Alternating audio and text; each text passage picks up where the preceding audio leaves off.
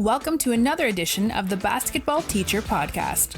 Our mission is to bring you discussions on a wide array of topics in the coaching world to grow players on and off the court. You can connect with us on YouTube, Facebook, and Twitter, and also reach us directly through email at basketballteacherpodcast@gmail.com. Now, here's your host, Coach Mike Hernandez.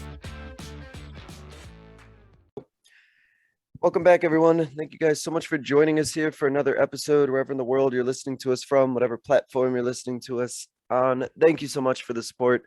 And as always, thank you for sharing this episode and this podcast in general to those who you know who would be interested in it. Today's topic is one that we touched on a couple years ago in one of my earlier episodes, and it's near and dear to me as a high school coach and a high school coach who coaches girls. To spend some more time talking about this topic, and it's a very general topic, and so there's no necessarily point that we're driving home, but it's just going to be a general discussion on the growth of the women's game, and the women's game has its own unique opportunities. It also has its own unique challenges and things that are worth addressing and worth talking about, and just having a discussion about where the women's game is at and where we hope that it goes in the future, and maybe some obstacles and some things along the way that we can work to overcome. So if you are a coach who coaches women or girls, especially at the higher school level or younger, definitely will get something out of this one. But even if not, even if you coach the men's side, or if you coach even the collegiate side, even if you coach women, I definitely think there's things that we can take from this conversation. And I'm very happy to be joined by the head women's basketball coach at Central Lakes College to talk this topic with me. Very happy to be joined by Coach Krystals Brodeen. Coach, thank you so much for joining us today. How you doing? Good. How about you? Everything's going well. As we talked about, this past season, these past couple seasons, past couple years, everything's been kind of chaotic, but definitely happy we got some time here to chat here, especially about the women's game. Very important topic. So, Coach, let's go ahead and get started with your journey, your basketball journey, your coaching journey. Where's the game taking you? Where's your coaching journey taking you that led you to Central Lakes?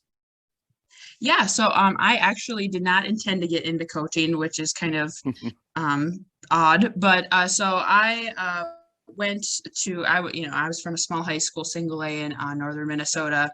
I played volleyball and basketball all 4 years of high school. Loved the sport, loved, being with my friends, and, we were pretty good too. So that was a plus. And then, getting into college, I wanted to get away from the small town and, go to a 4-year. That was kind of like the goal. Didn't think I was, good enough really to play at the college level. And then, to later find out that I think that was kind of stemmed from, my coaches not putting enough confidence in me that I was able to, and especially being from the small town and single A, I feel like we're overlooked a lot, right, compared to like the 4A schools down in the metro area.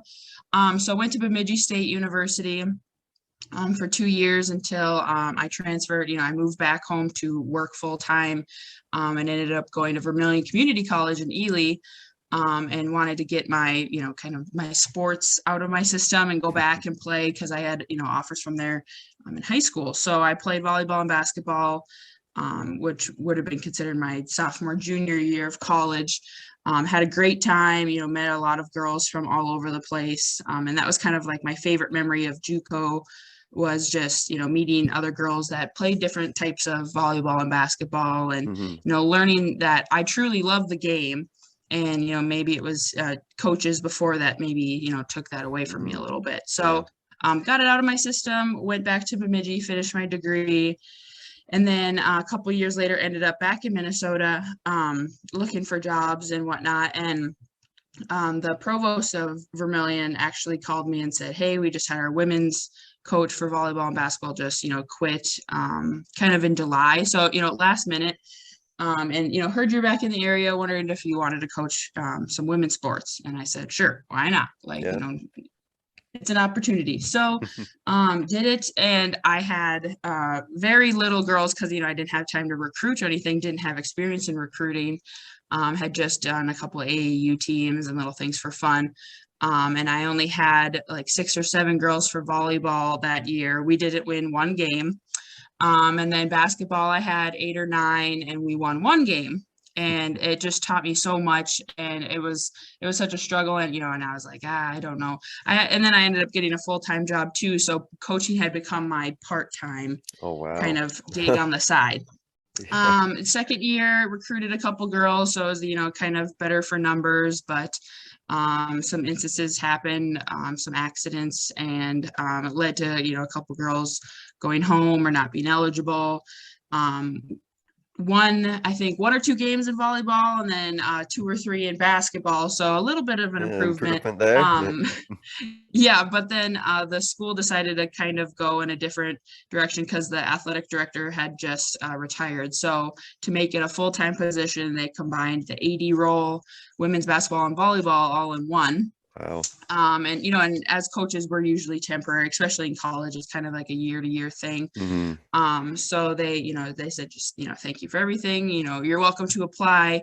But one of the requirements was a master's degree, which I did not have because my undergrad was in business. And so I kind of took that as, my sign. Okay, I'll go back to my full-time job, which was in event sales. And that was, my business route. So why not, just, step away. And after a couple months, I missed it so much. Like I missed my girls. I missed practice, games, every part of it so bad. And so I was like, okay, well, what can I do? And, I'd signed up with AAU again. And then I decided to go for my master's degree in coaching and athletic administration through Concordia. And that was just like kind of the reassurance for me that this is what I really wanted to do, because every class I had, I was just eating it up. And, I loved every bit of homework, and it was not stressful at all. Like I wanted to read more and do more.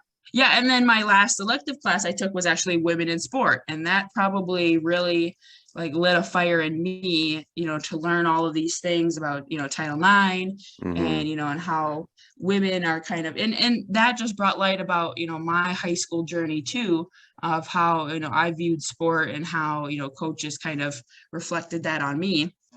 So, COVID happened. I lost my job because, events weren't happening. So gratefully so. And then I just decided, like, this is my sign to make the career switch, go back into coaching 110%. And so I just doubled up on my classes so I could be done with my degree a little bit quicker. And, I was just looking for jobs. And then sure enough, the person they had hired at Vermilion ended up resigning. So those jobs were open again. And, I was not very far. I didn't move very far. And I applied, and then I got volleyball and softball. So I was back in the coaching game, and volleyball, it was just really hard with COVID, recruiting and, last minute hiring and whatnot. So we ended up having 8 girls. Our season was actually canceled and then brought back because we had enough a couple weeks before the season started. So had 8 girls, and then we ended up going to the regional tournament for the first time in 20 years. And that was probably, just like kind of the reassurance for me, like, this is what I meant to do. Like, this is definitely it. But I missed basketball so much. Like, I just wanted basketball.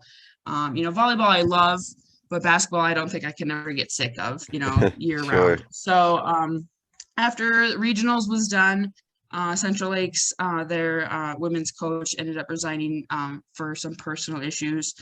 And then, I had interviewed for the job earlier in the fall, and then they called me and offered me the job, and I could not turn it down because Central Lakes is just so great when it comes to athletics and supporting their coaches. And they really make it feel like a 4-year school, or like that D1 experience where, you're getting support from all over, and the facilities and, the athletic training, all of that. So even though they're in the same conference and division, I feel like it has been just such an improvement for me. And like the coaches that are at Central Lakes are, in the Hall of Fame, and, have been there for so long, and it's a high standard. And, I truly believe like you are who you surround yourself with. So I'm just super happy to be here. And we don't actually have a season this year, which is kind of, odd, but there's a couple schools in our conference that don't. So I'm just recruiting, and I miss being on the other side of the gym, not in the bleachers, on the, the sideline. So patiently waiting for that this fall. but that's kind of how I am here now, and I'm super excited. Man, what a journey. So many things involved, and Yes. I'm still blown away by the fact that you're working a full-time job and had coaching as your part-time job. Like that blows my Oh, and mind that two that could happen. sports too. I don't And know two how I did the sports. month of October. Man, well, it looks like you're where you need to be, which is awesome. And I know that one of the things that you mentioned personally to me was your desire to have the young women that you work with to become confident, to become powerful, really empower them. And you mentioned earlier how maybe you didn't necessarily have that experience when you were playing and when you were younger. So, is that what led to you wanting to do that specifically from your players? Yeah, definitely. I mean, in those coaching classes for my master's program, a lot of projects that, this was in multiple classes too, that they asked, like, who's the coach that really inspired you to be a coach? Like, I feel like everybody has that coach that, oh, that's who, made me want to become a coach. And it was hard for me because I didn't have a lot of positive Mm, coaches growing up. Looking back on it, maybe surface level they were, but little things they said or how they treated others versus others. And in a small town school too, it's different with everybody knows everybody, and you've been yeah. growing up together and you've played together since a young age. And so just becoming more aware of things, and later in life, I'm like, I wish, and that's what I try to kind of reflect on to my players, is I try to be the coach I wish I had.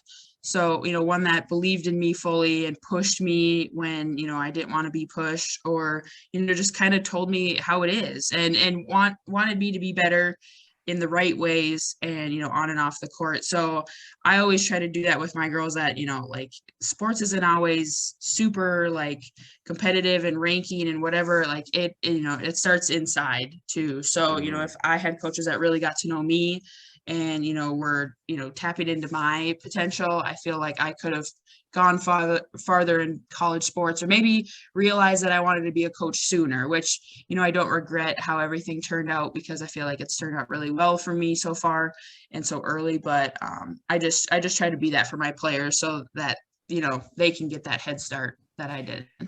And as you kind of reflect on your experience, I'm curious, did you find that it was that you weren't necessarily inspired or raised up, or that confidence given to you, or did you feel like you were just kind of like dismissed or not thought about, or was it like a sense of like negative language, or a sense of just maybe like neglect, and maybe just not a lot of effort being put in, or maybe was it a combination of both? I feel like a little combination of both. Like, well, in our town, there was a lot of sisters. So, Mm, I was the older sister. My younger sister was, 2 grades below me. And that was like the case for a lot of us. And there was a pair of sisters that were like phenomenal at basketball, and, had scoring records, and, they were great teammates and great to play with. But I feel like at a smaller school too, that all the attention and like focus was on them, and some of us others were kind of overlooked when it came to that. Or I had one coach at one point, because I'm a taller post player. I had one coach who wasn't the head coach, told me that like, your job is to rebound and pass it to so and so, like that's kind of your job. yeah. And and they were counting their points and rebounds, and trying to get those accolades, which is great. I don't take away from that at all. But like, part of me wondered, like, if I were to ask where I'm at, would you even know? Like, would you even know my stats? Or am I Yeah. just this player that's there to support them? And and I wonder too, like, if I would have got that one-on-one time, or that focus, or like that positivity around me.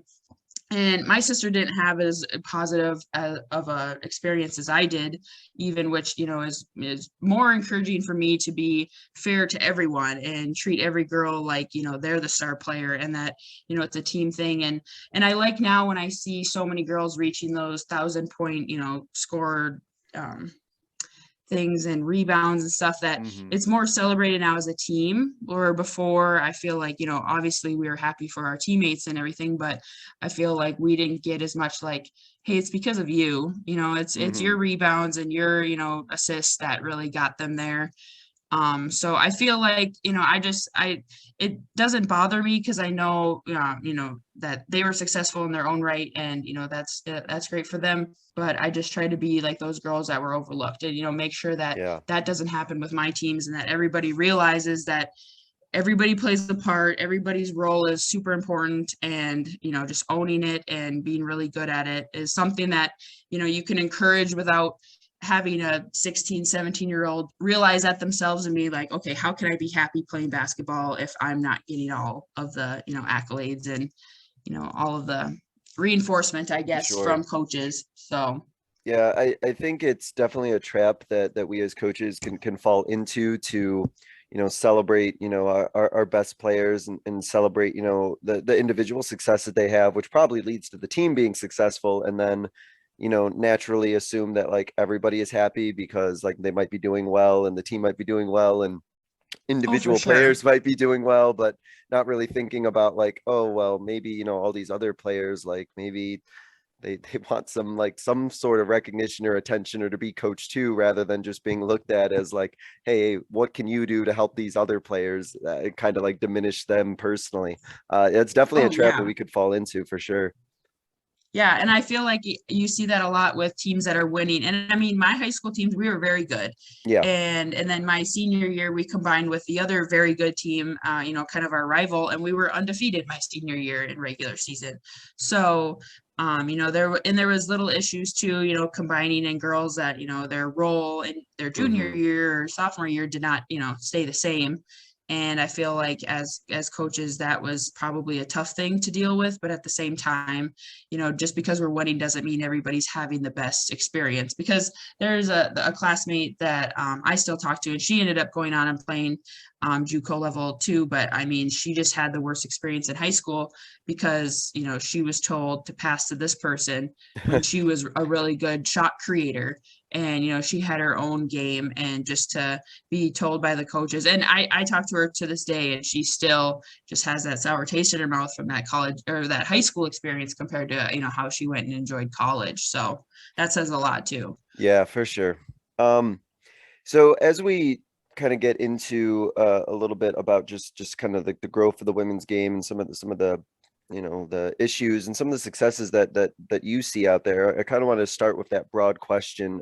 In your experience coaching, when you take a look at the women's game and kind of the state of the women's game currently in 2022, what sort of successes, what sort of things are you seeing that seem to be going well?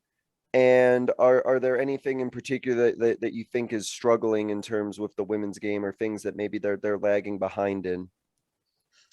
So one thing that I've kind of, and I've become more aware of is just how girls kind of, feed off of their coaches, and, the types of coaches, and and how they come from high school too. And the one thing that I learned that, that I didn't, wasn't aware of at all of, Title IX, being 50 years old this year, really helped women's sports, and, just more equal opportunity for high schools and colleges for women to participate in sports.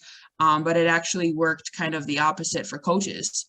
So, about 90% of coaching roles in 1972 were held by women for women's sports. And about now it's down to like 50 or even less than 50%, because, more coaching jobs meant more opportunity for, men to kind of come in. And nothing against you totally for, coaching, because I know there are some men out there that, like, I had some great male coaches growing up that really, like, the ones that I did have really changed things for me. And, not everybody's intentions are, negative.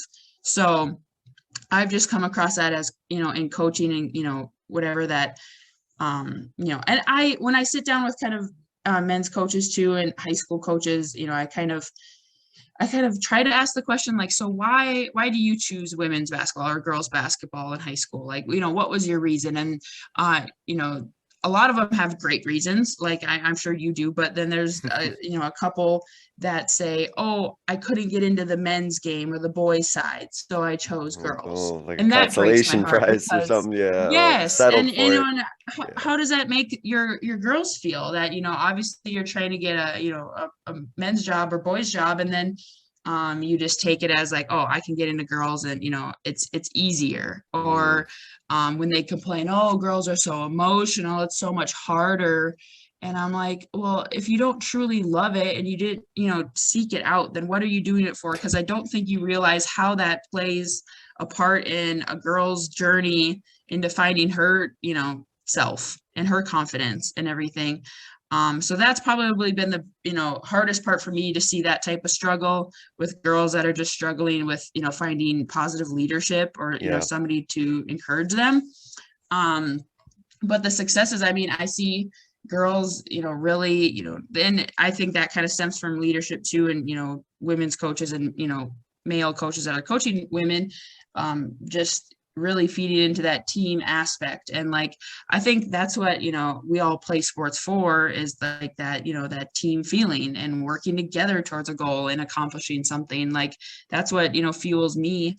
And those relationships that you build. And I feel like that when coaches kind of emphasize on that and really focus and do really well at that those girls are the ones that are really happy out there playing and and having a good time, and then going off and finding success off the court, if they're doing well in school, or they're doing great things out in the community.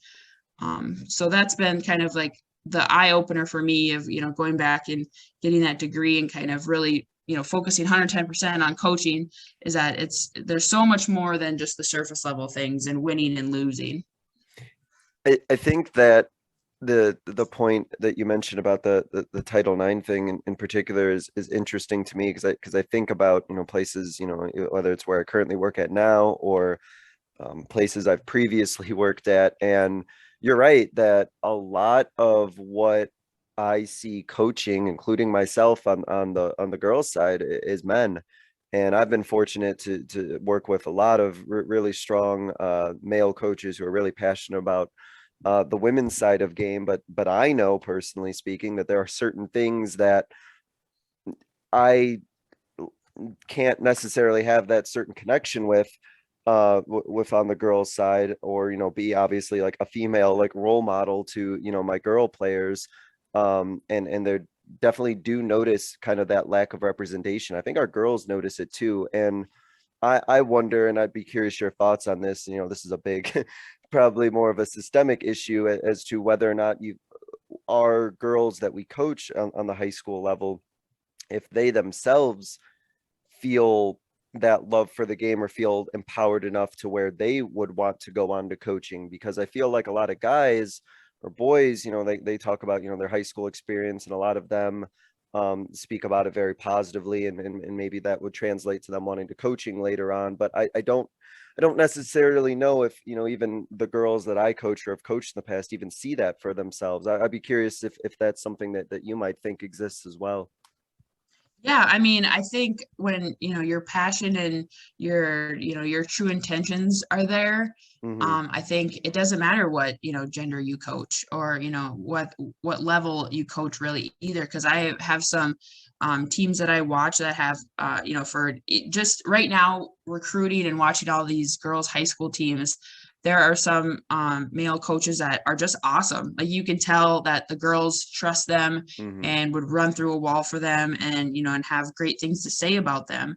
But then you watch some where the guy's just yelling, and and there maybe the team's not doing so well when it comes to wins and losses, and then you kind of look at it and you wonder, is that girl really having the best time? And when I have those conversations too, a lot of them in those situations will be like, well, my AAU team, like, they had more fun playing with girls, on their AAU team versus their high school team, because their high school team is struggling. Or maybe they don't have that coach that, is truly there for girls basketball. Maybe they're a teacher at the school, or, it's kind of like an extra thing, or maybe they're trying to get back into the men's game. Because, I've heard that from a couple coaches that, oh, I'm just doing this until another one opens up on the boys side. And, and I think and that's the girls fine know and all. that. Like, I feel Like the Yeah, girls can and we feel pick up that, I'm on it. sure. Yeah. Yeah, like I don't think and that's why I don't think my coaches in high school really knew how much we picked up on that type of thing. Yeah. Is that yeah, you say you know you believe in us all, but really, we know who you focus on, and we know who your whose stats you're watching and things like that, and who you're staying after practice with. And they might just be micro things, but they're really, in the end, that plays a part in a lot of people's futures. Like the girls that I know in high school that would never go back and play sports, or that struggle with having that conversation probably with their kids, and pushing their kids into sport. So I don't want it to be like, oh, all girls positions should be coached by females, Yeah, like sure. that. It should be fair, like females coach females and males, because I don't think that that's the way it should be. But I think if you're going to offer these positions to men over women, you should do the same vice versa. And the argument is, oh, well, women can't relate to men. Well, then why is that different when it than the shoes on the other foot? Like, why do you think men can coach women so easily then? So, Yeah. and I love seeing it now, like Becky Hammond, and getting into the NBA, but now she's a WNBA coach. And I think it's because the NBA, nobody wanted to be the first person to do it. Mm. And put that all those eggs in one basket, and choose a female, because what if we lose, or and I know at the pro level it is about winning and losing, and the dollars and everything, but when you see yourself, I feel like it's better for that. And that's what kind of pushes me to still be a female coach, is just seeing having girls see somebody do it, like, Yeah. oh, I can do that. For sure. Yeah, absolutely. And 100% agree with you. I mean, there's great coaches on all sides. Even the school I work at now, the boys soccer coach is a girl. So it can definitely work out and have success either way. But Yeah. like we talked about, just, that empowerment, I think, to have, as we mentioned, girls feel like they can coach, and they're being taught the game correctly, being taught the game well, and falling in love with the game to the point where not only are they gonna, hopefully, if the opportunity lends itself, continue to play after high school, but then also think, hey, like I can coach this, I can do this, I can give back in that way as well. And Yeah, speaking of definitely. that, you mentioned about how your conference, I think in particular, is kind of like struggling with numbers, and I think that kind of segues to what we just talked, or from what we just talked about earlier. Uh, what do you attribute to that? Is it factors that we've talked about earlier, or there's some other things that you think are leading to that happen? Why do you think that struggle within your conference is existing? Well, I think for we're a D3 Juco, so we can't offer any athletic scholarships. And I feel like with the new rise of social media and this Gen Z group, a lot of them want offers, and okay, and what kind of athletic scholarship can I get? What kind of things can I rack up that look good online? And so, when I talk to girls, I try to, let them know right away, we are D3 Juco. So that means I cannot, I can offer you like a spot, that's different. Some coaches think that's just, dumb, but, I can't offer you any money, but like, if you've got the grades, and, and our tuition rates are, like just great. So, that shouldn't matter. And I think those are tough conversations to have, because they're expecting something else, like, okay, well, this girl online said she got this type of offer, but and not all offers are the same. I think I try to tell kids that too, that okay, you might get an athletic scholarship, but how much is it, and how much does a school cost? And so I think just our level of D3 Juco is struggling just because of that, because all of these kids want and that was me too. I mean, honestly, I can say I didn't want to go to that level because, one, because I didn't think I was good enough to play at all in college, when that wasn't the reality. But the other part was, I wanted to get out and experience the 4-year college life, and, and kind of as a small town kid, I wanted to experience that. But I think I just try to teach these, recruits and everything now, like, you want to set yourself up for success later on in life, and if you can avoid, student debt, and, if you still truly want to play basketball at a level that, that you can, do well or even dominate in, and stay close to home, or, if the girl's out of state, you want to come here and, really hone your skills, get good grades, get that 2-year degree, for very, very cheap. So then you have little to no, student debt when you graduate, and then you can go to a 4-year if you want, if that's your goal, but a lot of kids will just go straight into the work field after that, and be successful adults, or, get back into coaching or athletics. But I think, going to these 4-year schools for something, as generic as, business, or, just like those kind of basic level, majors, and then you're just going because, it's a 4-year, or it's a D2, it's a D1, it's a, whatever, and I'm getting the offer, but it's like if you sit down and look at it, when you graduate, you're not going to have the student debt as you would at a 4-year. And then, I try to tell girls, like, I can't offer you, I can't tell you a specific, amount of minutes you're going to get or how many points you're going to get, but you're going to play, and you're going to be part of a team, and, you're going to see the floor, and you're going to, have a good time, and, get better. Where maybe at a 4-year, and especially now with COVID, you're coming in and there's how many people in front of you. In your first year, you might not even get that many minutes. And, you're going to be, wondering, okay, well, from going to averaging this amount of points to, averaging none at all. So I think the Juco route is kind of slept on a little bit, but I mean, it's just as competitive, and it's just as fun. And especially at a school like Central Lakes that treats it so highly. And, and we have, all the fun things, and the road trips, and the gear, and you get the trainer and the facilities, like that's all part of it. And that's what you want, and your team is kind of the most important. But I think too, with our level with recruiting, it's kind of, I don't know if this COVID year has kind of deterred some coaches away from truly like putting 100% into recruiting. But I think coaches not being able to relate to girls, or, or not seeking talent within state. I think that's one big thing that our schools need to do is, focus on our state first, and all of these talented girls in Minnesota that can truly play, and that, would benefit from this type of opportunity, rather than just going on Twitter or going online and just finding girls from out of state that just want to, play ball.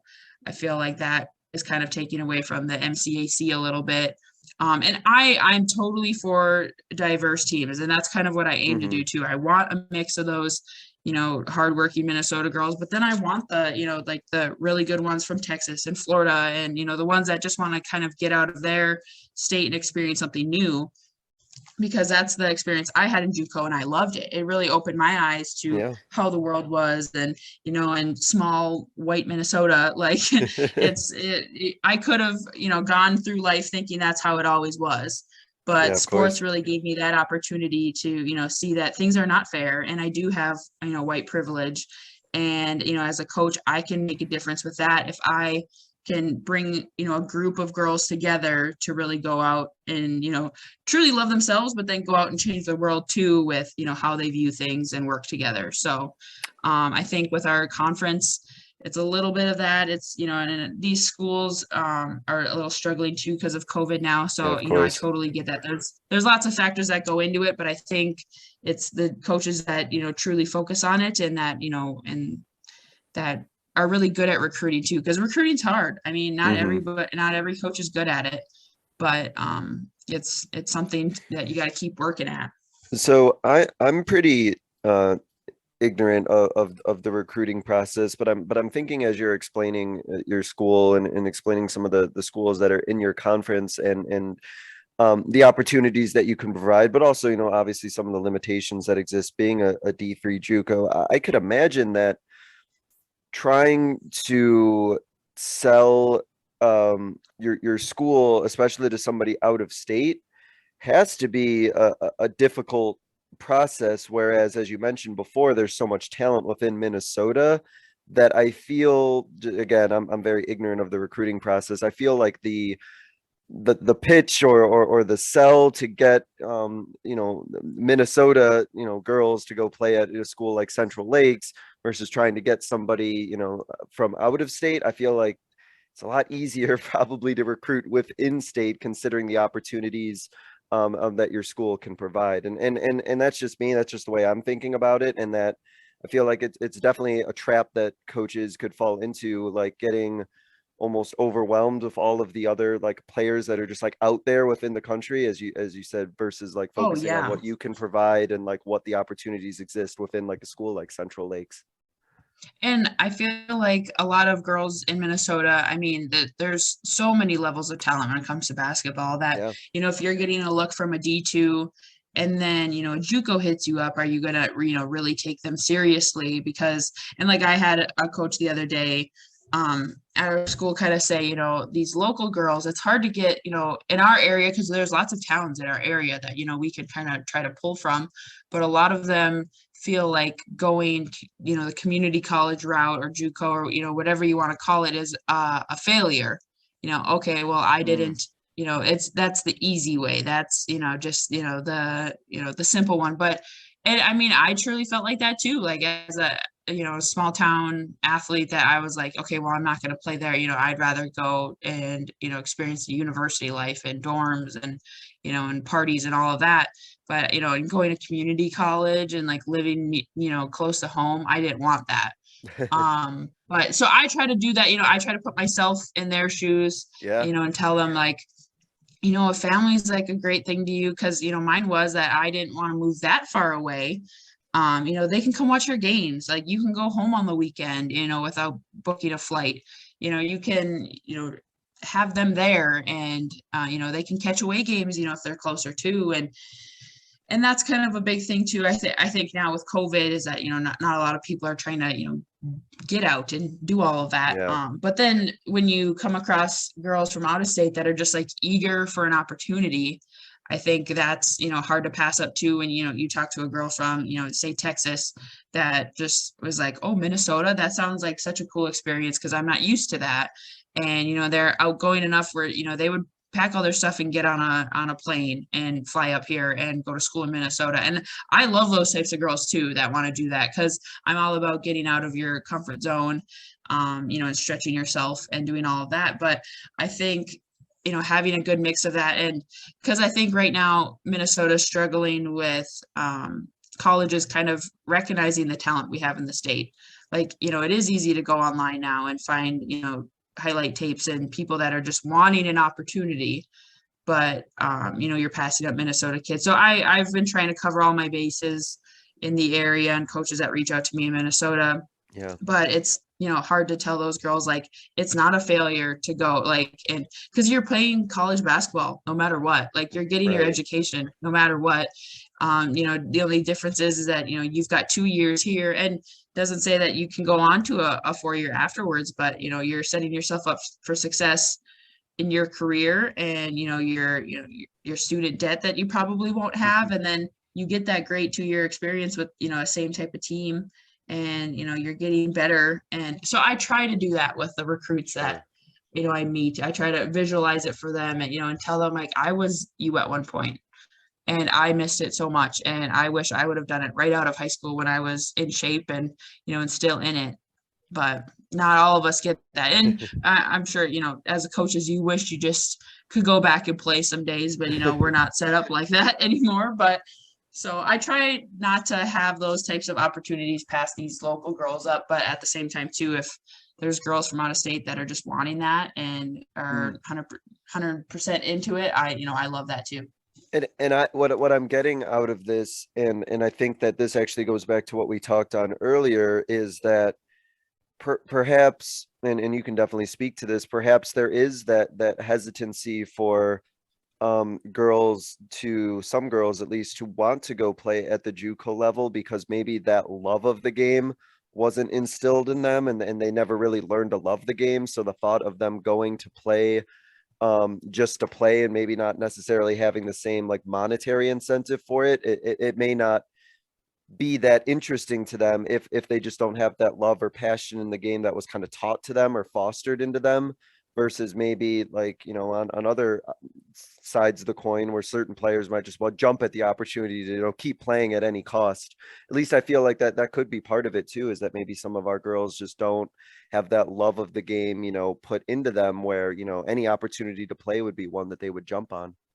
Yeah, because I mean, obviously the men's side, you could take a scroll through Twitter and you'll see men's players all over, or men's coaches, kind of promoting their program or trying to get recruits. Yeah. But on the women's side, you kind of have to search for it a little bit. And some of them will just, come from all over. And, but there's a lot of girls, I just wonder like the percentage of each high school team, like how many of those actually want to go play at the next level or Mhm. think that it's possible where, you talk to a lot of, younger guys that, oh, I want to play college basketball or I want to play in college. And some of them might not be cut out for that, but that's still a dream of theirs is to play at the college level. For girls, that's just kind of like, I mean, or that would be cool. Or, I've talked to a couple girls that are like, I just never thought that would be me. Like, I didn't think that, I thought, I'm great at basketball and I love it. And I've, loved the different teams that I've played for and everything, but I just didn't think a college would really want me to play. And I'm like, I see so much of myself in that. Yeah. And I wish I had a coach that kind of shook me and was like, you're good, you can play, especially with like the right coach that, pushes you to grow even more. So it kind of sucks, but I mean, I feel like as coaches, that's kind of up to us too, is to, enforce that positivity and confidence in Mhm. our players that you can do anything you want, and it just takes some hard work. And the college level is not scary, and it's not like it's a little faster. That's about it. What I tell girls too. I mean, we got a shot clock, and and some high school levels already have shot clocks. So it's just a different type of game. That's all. And then you get to do all the same fun things, and with new girls and new coaches, and then you get to figure out adulthood at the same time. So Yeah, it's I I think that there is probably definitely some myths and misconceptions on both ends of the spectrum about what the women's game looks like. In some cases, there's I'm sure there's players who underestimate it and some who overestimate what it's like, and it's always interesting to see um what players think college basketball is actually like, because some people have wildly different perceptions of what it's like, for better or for worse. And yeah. one of the you actually just touched on this with your previous answer that you gave, but I think especially at the high school and younger level, we definitely as coaches can always do more and can always continue to do great things in some aspects in terms of helping with the exposure and the promotion of the women's game. So I wanted to ask you about what do you think are some ways that we as coaches, high school and younger specifically, could do to either help with the exposure, just help with the general promotion of the women's game itself. I think just bringing more light to just the college level, and because when you think of basketball, and like great teams or anything, and this is part of the media's problem too, is that it's the men's teams, it's the NBA and the NCAA when it comes to men's. But I feel like this last year, with COVID and the light that was shined on the inequalities when it came to the Final Four and like March Madness, that before this year, the women's side wasn't even allowed to use March Madness. They just passed that a couple weeks ago, that the women's NCAA is now allowed to use March Madness. So now it'll be March Madness women's or March Madness men's. And like the weight room that was given to them. And Yeah, I but remember so I that. asked girls, yeah, the girls I asked too, I'm like kind of like, who's your favorite college player or college coach or anything? And it's usually, you know, a male or the men's side, and an NBA, and oh, I have Steph Curry or Kevin Durant or anything like that. It's like, well, what about the women's side? Like, who's your favorite women's player? And oh, I don't really know, or just kind of one that's out there, Candace Parker or something. And it's like, well, watch it. Watch women's games, watch college, and ever since I started doing that early in my coaching career, that has probably been my biggest thing. I follow women's college basketball way more now, and and people will ask about men's, and I'm like, I don't pay attention, because that's not what I coach, that's not what I play. Like, no offense Yeah. to them, like that's it's still a great sport, it's still a great thing, but I focus on the women's coaches and what's going on in the NCAA, and and how can I learn from that. So it's like, if you can't see yourself at playing and watching girls play, like then I feel like we're setting them up for failure when, you're just, okay, watch the men's, but that's not what you could do. That's a little unrealistic because that's not the game you're playing. Or watch women's, watch the women's game, watch college, turn on a TV at night when you're doing homework, or, go to a WNBA game that's kind of somewhat close. And just that opens up, I feel like, so many girls' eyes when they can see themselves like that. Like, granted, not everybody's going to go on to the professional level, but when you kind of see that, oh, that is possible. Girls have worked, started in high school to go to college, to go to the pros. Like that is a path that I can see, where before I feel like it's, especially in northern Minnesota, we went down to a couple Lynx games that was just like mind blowing that, there's girls out there playing, and, and I watched Lisa Leslie and I was like, oh my gosh, and that was just kind of like foreign. Where now I feel like with social media and everything, you can follow teams more, and you can watch how they, interact in the locker room and at practice and on the bus, and it becomes more realistic and just, achievable, I would say, for girls, if they just pay more attention to that. And I can say firsthand, when it comes to, if you have the opportunity to take your team to, like, we went to go see the Arizona State women's team play, and our girls, their eyes like lit up, like they had never like Yes. seen like anything like kind of like that before. And I think that I think personally, speaking as a high school girls basketball coach, I think for them, when they actually see like collegiate level players play, it's like, I think it completely like changes their perspective on like what basketball is and what it looks like when they see like what they're doing.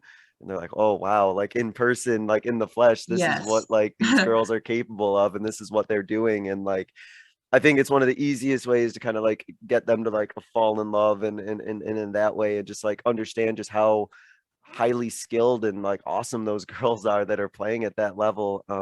So yeah, if you're fortunate enough to have like a college or university even to take them to, or let alone like a WNBA game, like I think you'll easily convert some of your players to like start following or paying attention to the game, because I wish I could have Definitely. taken a picture of their faces as they were watching it. They look like it was completely starstruck, and it was awesome. Yeah. And I think a lot of those teams too, and advice for coaches, if that's something that you can do with your girls team, I think reaching out to those coaches, I Yes. think they would be more on board than what you think. They want to grow the women's game, and they want to bring girls out and, make it, even if you get to meet a couple players, or you get to sit up or walk out on the court, like I feel like it would be hard to find a women's coach that would be like, I don't want that. I don't want to encourage other women, because we're all usually on that same page where we're just like, we just have to make it more realistic and, encourage these girls and inspire them to that, it is possible, and you can, and it's bigger than basketball, when you see that type of success in girls, working hard and achieving things, like it doesn't necessarily mean that everybody's going to go do that in basketball. They could do that in, tons of different ways. Right. I think just the general idea of just like empowerment and just like instilling that confidence in whatever endeavor that they go into. I definitely agree with you, because that opportunity existed because of somebody from ASU, and they reached out, and we started having a conversation, and I 100% agree with you. Like those programs would absolutely love to work with you, or to give them that opportunity for sure. And don't be scared. Don't be Yeah, hesitant. Go reach just out. send the email, just make the call, Yeah. and it'll help your girls out so much. Hmm. So this last one there kind of really goes really back to your experience, but I know as a coach, as a coach of girls, that I, as a coach personally, really want to help empower, my players, and get them excited, and get them to, believe that they're capable of playing at the college level. So there's kind of two parts to this question. I'll kind of start with the kind of like the off the court stuff first. About what do you think coaches can do to get their players excited? We touched on a lot of great ideas. I'm curious, is there any other ideas that you can think of for us to really get our players excited, encouraged, and confident to believe that they're ready to play at that next level? I feel like just kind of broadening their horizons to different things that they can do in the off season too. I mean, Mm, and in no way is this a plug, but I mean, I worked with do PGC it. basketball this past year, and the how they teach the mental part of the game really opened my eyes to what I can do as a coach, and and really empower my girls that it's not just the basic, shooting, defense, whatever. It's being a good teammate, and it's really, being that person, because no matter where they go after basketball, it's going to be a team, whether Yes. you're at work or, somewhere, at home in a family aspect, like you're a team. And when you can learn those types of, IQ skills or EQ skills, that's probably the best. So in that first week that I did PGC basketball, I was like, all I could think of is I wish I had this in high school, or I wish I had this like my first year of coaching, Sure. because they just teach you so much. And then I feel like it just kind of inspires you to go out and do more, like not necessarily within PGC, but just on your own, and just become a better person and a better coach, that you can influence others for. So I would say, things like that, you can, expose your players to it, just more of the mental training and, mental health. And I kind of focus that on that with my girls too, is that, it's okay to talk about it. And, it is more, obvious than you think. And I feel like I realized my journey with mental health played a lot into athletics, Hmm. that, athletics kind of covered up some problems, because, you're feeling the highs and, the lows and whatever, and you can just chalk that up to, oh, the season. But, after I got out of athletics for that little bit, and before I got into coaching, I had to deal with that stuff on my own, and, and dealing with, how to take care of yourself, and, mentally and physically, and, not having a practice to go to and exercise every day. Like, you kind of take that stuff for granted. So I try to really, focus on that with my girls, and prepare them for when the ball stops bouncing, because it will. Yep. Not every girl is going to go Absolutely. into coaching and playing at the next level. Is, how are you as a person and a teammate, and, a sister and a girlfriend and all of that. So I think focusing on that as a coach too, and, just making it comfortable to talk about, I think would be really, important. Yeah, well, really well said. I'd be remiss if I didn't get the opportunity here to talk a little bit about some on the court things. So as you look at players that you're looking to potentially recruit as well, and looking for players that stand out to you, what do you think coaches um, could definitely either work on or emphasize, whether it's on a team level or an individual level, to kind of help their players kind of like stand out, or kind of separate them maybe a little bit from the rest of the pack? I think reactions is a big thing. Like I look for, whether good or bad, if they get something, like if they get a basket, okay, well, are Hmm. you looking to the person that passed you, or, are you kind of just making it about yourself? Because, obviously you didn't do that on your own. And then, bad things too, when you get like a bad foul call or something like that, if you're reacting poorly, and, you're freaking out. Like I watched a girl online not too long ago, because I couldn't make it to, her state to watch her play. And, she seemed great, and, was promoting herself. And, it was a tough game, but I think they were still winning. And she was just not having it.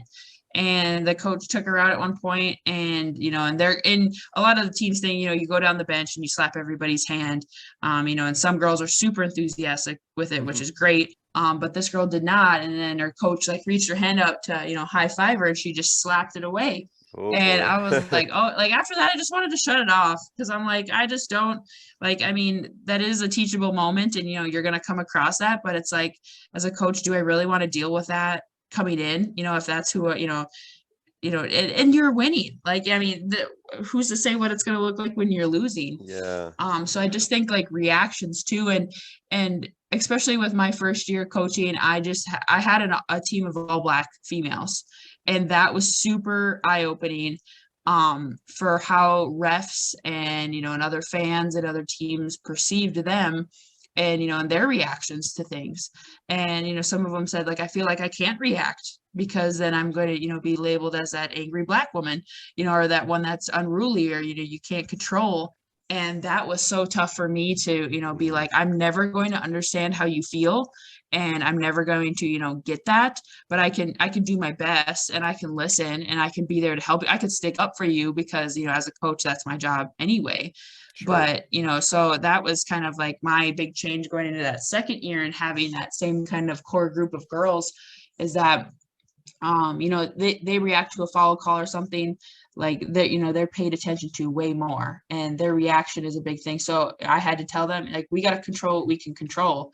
Refs are going to be looking at you, or, they're waiting for you to kind of blow up, but, you gotta take the high road. And that's so tough to tell, these young Black females too, is take the high road, because I feel like they're told that their entire life, that, Yep. you can't react and you can't feel the way you feel because people are going to perceive you as something different.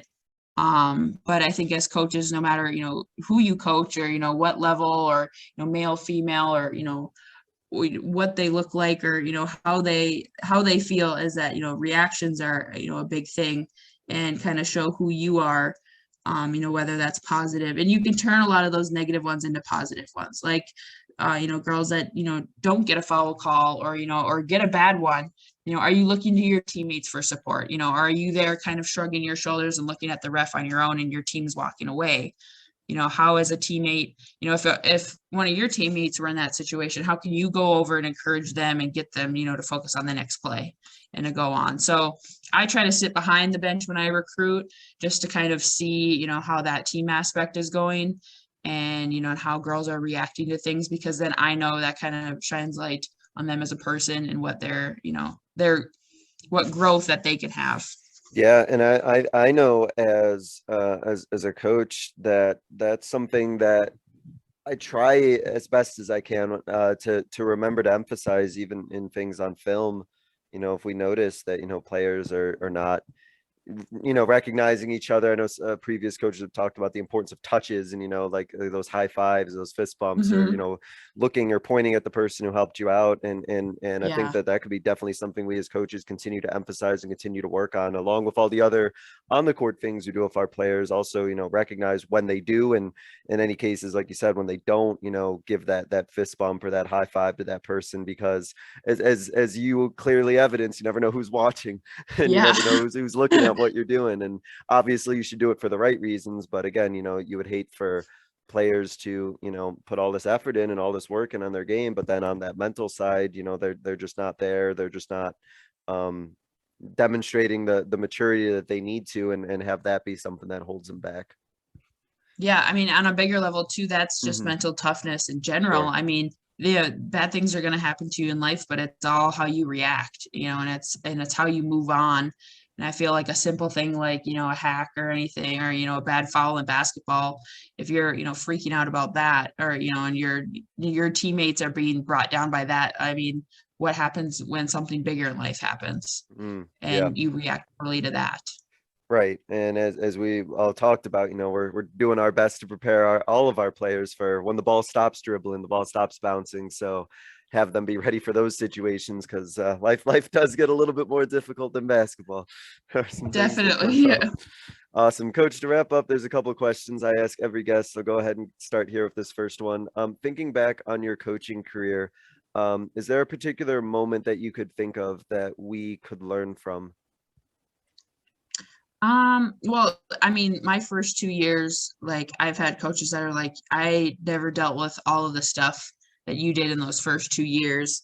I had girls, that, a miscarriage, and so many ER trips, and, just dealing with, the whole, racial disparity of, having this tall white basketball coach with all, I think I had 8, Black girls that year, that, so many people thought, oh, there's no respect level there, or they walk all over you, or, and that was kind of like the biggest eye opener for me, is that coaching is just not coaching girls that look like you, or, girls that, were you. Like, you have to stretch yourself as a person, that you can provide that opportunity to anybody.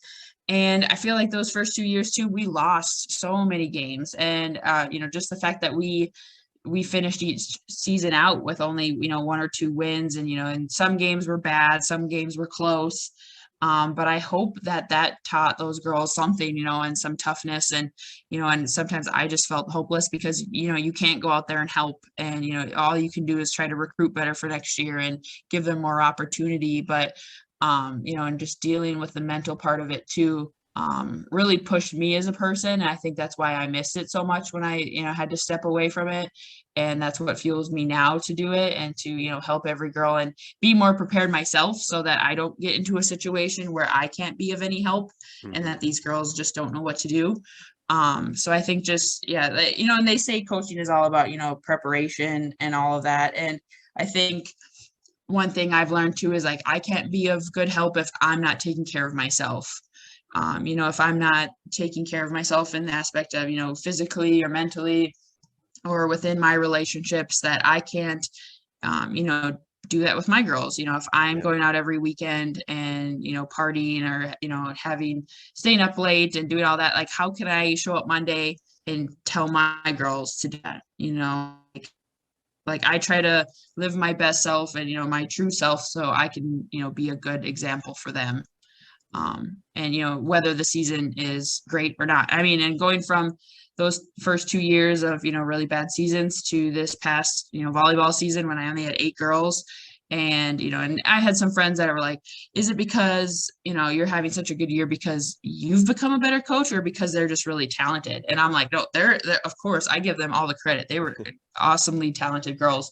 But I feel like my perspective changed when I learned more about myself as a coach and I had to answer those tough questions and, find my philosophy and do all of that.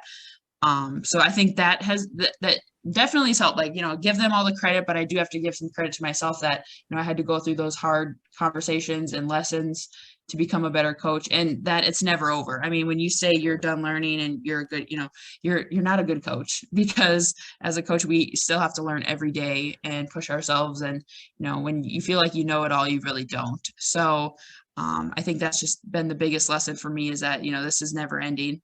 And, I'm always trying to get better and, pass that on to my girls. And as you stated before, there's a lot of learning that's had to take place just in the last few years and having to, I can't even imagine, the amount of things that you had to take and just learn from and deal with. But as you mentioned, it's definitely made you has to have made you a better coach. And like you said, also at the same token that it's a lifelong journey that this coaching thing, as somebody once told me, with coaching, once you think you know everyone, Yes. once you think you know everything, it's time to leave. It's time to get out of coaching because it's no longer for you. So yeah, I definitely agree with that mindset.